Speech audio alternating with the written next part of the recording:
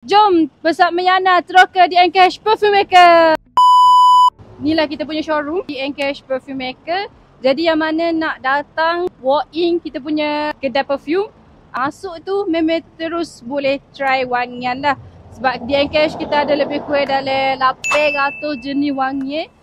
Totally semua tu lebih kurang lah, lebih kurang 800 jenis wangi. Lepas tu kita ada lebih kurang dalam 200 jenis botol. Botol daripada 2ml sampailah 100ml. And then design semua memang unik. Sesuai untuk lah awak-awak semua nak buat brand awak sendiri. And then kalau awak nak mari beli party pun boleh. Sebab dekat Cash ni kita panggil one stop center. Sebab apa kita panggil one stop center? Sebab first kita jual bahan mentah. Lepas tu kita ada perfume. Jadi boleh pilih lah nak buat perfume sendiri pun boleh. And nak beli perfume yang dah ready pun boleh lah. So jom kita teroka dekat Cash apa ada. Tak, sebelum tu saya nak tunjuk benda ke. Satu benda kau awak semua dah. Kita punya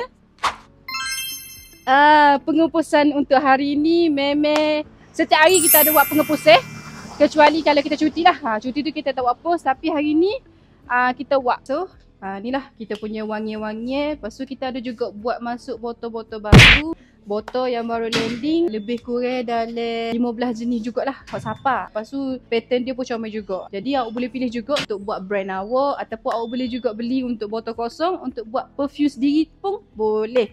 So boleh pilih lah botol-botol ada dekat Cash ni, wangi-wangi. Awak jangan pusing. Kalau awak nak beli party kita grade ke apa? Grade A Premium. Higher Jepang. Awak jangan risau sebab NKH ni kita jual harga kita memang kau. Harga kasih saya kita bagi memang kita tak akan ambil untung lah. Kita memang jual sempena kata jual untuk awak buat nego juga. Sebab tu NKH ni memang kita saja kita punya customer lah. Awak tengok deh. Jadi awak boleh tengok. Ni kita ada label juga.